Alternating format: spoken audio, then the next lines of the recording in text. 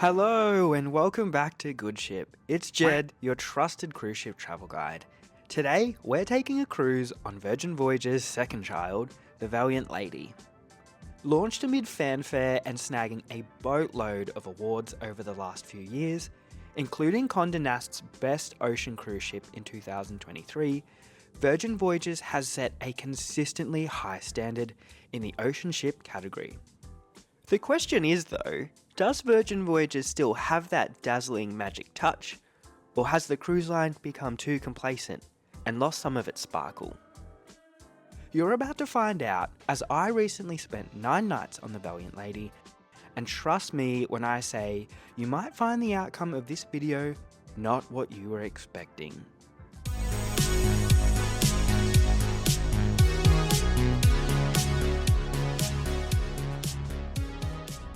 Okay, honestly, I really am a big fan of Virgin Voyages, and in fact they are Goodship's favourite cruise line. But you know it wouldn't be a Goodship review if there wasn't a but. And that's where we're starting this video. I do think that Virgin Voyages suffer from some repetitive elements, especially when it comes to the lack of rotating or updated menus in a couple of the restaurants. Now, this isn't a huge deal, but if you are a frequent cruiser or sailing on a longer voyage, you will notice the same menus popping up over and over again. When it comes to making restaurant bookings, it's easy to see some venues are more popular than others, and I think the lack of menu variety is a really big reason for that. A lot of frequent Virgin Voyages sailors also share the same sentiment, specifically in regards to Test Kitchen, as the menu is quite polarizing and really lacks variety in terms of how you select each component. For me personally, I was happy to try Test Kitchen once, but because of the almost restrictive menu style, I won't ever be rushing back. And from my research, the core dining menus in each of the ship's restaurants haven't featured a substantial update or overhaul during the last 4 or so years of operation as well. For a cruise line that prides itself on innovation, I was honestly so surprised that the menus have mostly remained unchanged for such a long period of time, and I'm really looking forward to hopefully seeing some meaningful updates in the future. Unfortunately, the galley, which is the ship's version of a buffet, also suffers from similar repetition problems. And whilst the galley delivers quality that is leaps and bounds above other cruise lines, it is exactly the same day in, day out, and has pretty much been untouched since the launch of Virgin Voyages. I even remember the same menu was offered on board Valiant Lady when I cruised on that ship about 3 years ago now in the Mediterranean. I was a bit let down to find out they haven't freshened up the menu, and after 9 days of the same options, I honestly began to start to dislike the galley altogether. On the topic of dining, you'll also want to make sure that you're all over the Virgin app before you set sail. Reservations can be made 60 days prior to sailing, and I strongly suggest that you do so. Otherwise, you may just miss out in the chaos of the Virgin Voyages reservations Hunger Games. Dining times are competitive, especially when it comes to snagging a spot at some of the more popular venues like the Wake or even Pink Agave. That's not to say any of the restaurants on board Valiant Lady are bad, but I would say Razzle Dazzle and Test Kitchen especially fall victim to the Wake and Pink Agave being absolutely outstanding. This creates a bottleneck when it comes to bookings and can even cause you to miss out on that sought after primetime dinner slot. And speaking of finding the perfect spot, let's talk about the pools and hot tubs on Valiant Lady and Virgin Voyages, because this is a bit of a controversial topic that may or may not bother you depending on how much you like swimming. The main pool on board Valiant Lady, which there is only one of by the way, is designed more for wading and cooling off than swimming, with much of the space dedicated to a shallow wading zone instead of deeper water that you might be expecting on a large cruise ship. Virgin Voyages designed the space to be focused on more of a beach club instead of a traditional cruise line pool deck. However, in this case, I think Virgin Voyages kind of missed the mark here, just for the sake of being different.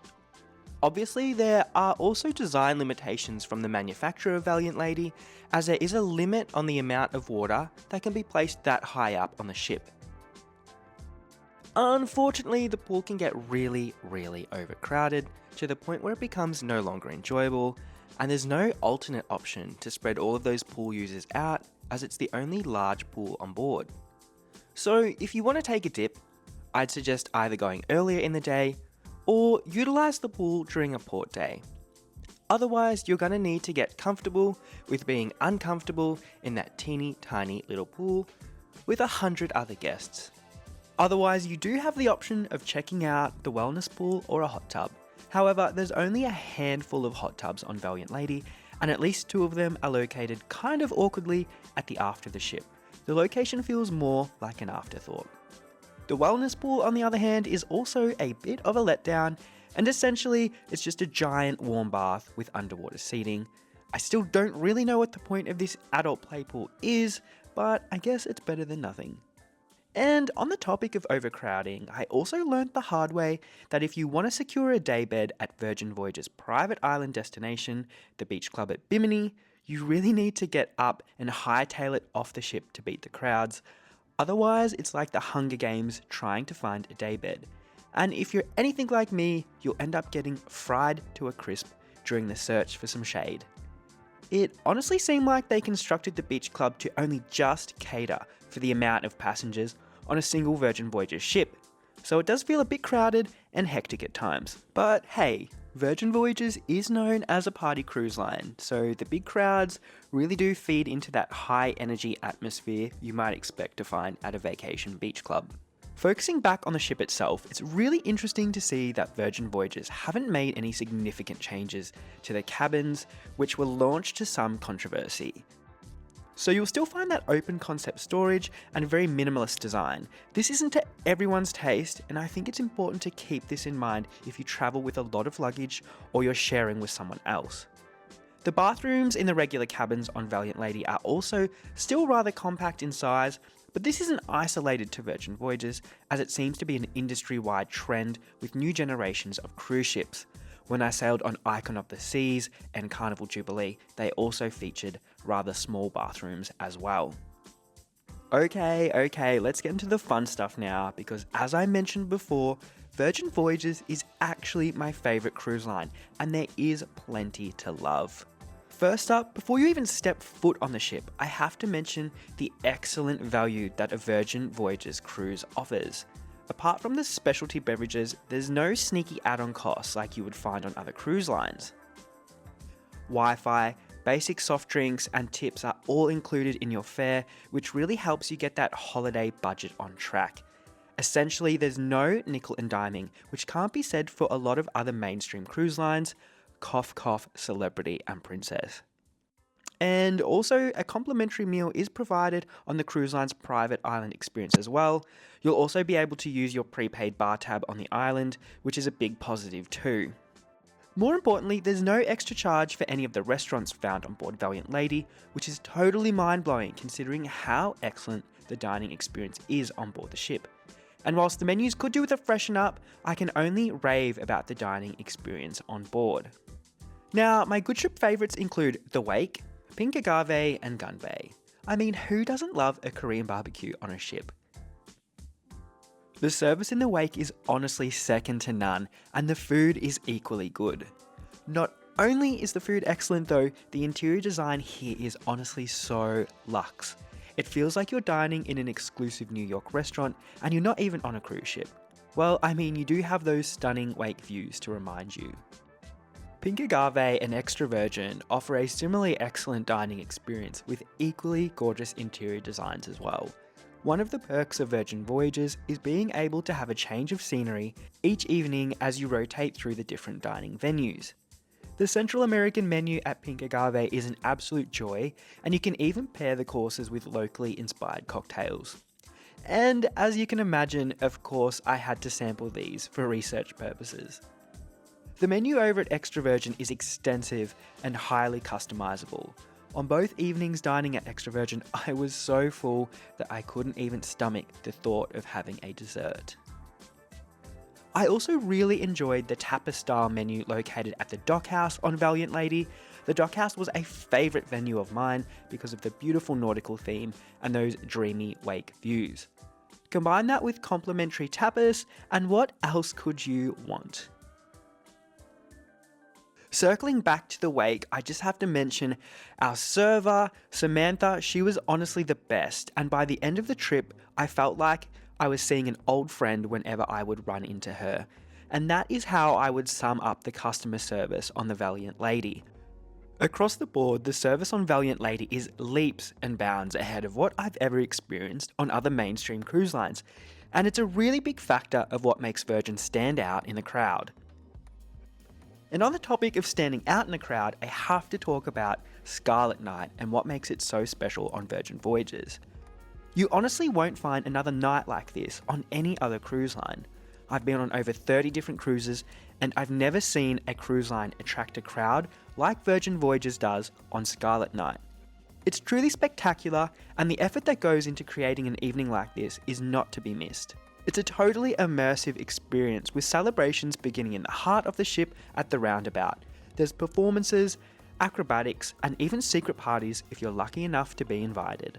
More importantly, there's also free-flowing Prosecco, and the ship is drenched in red light and sea creature-inspired decorations. It's super fun.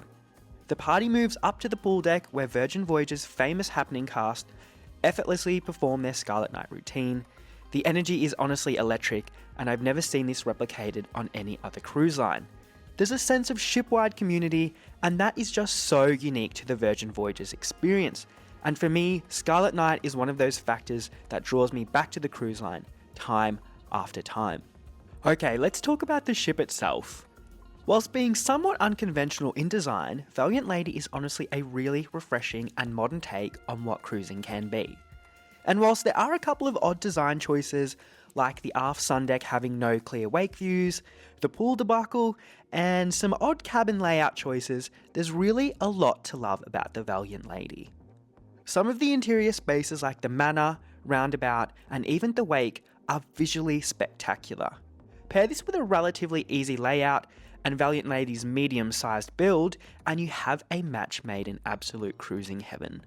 Not only is Valiant Lady immaculately designed, the ship is also spotless and exceptionally well maintained by the crew.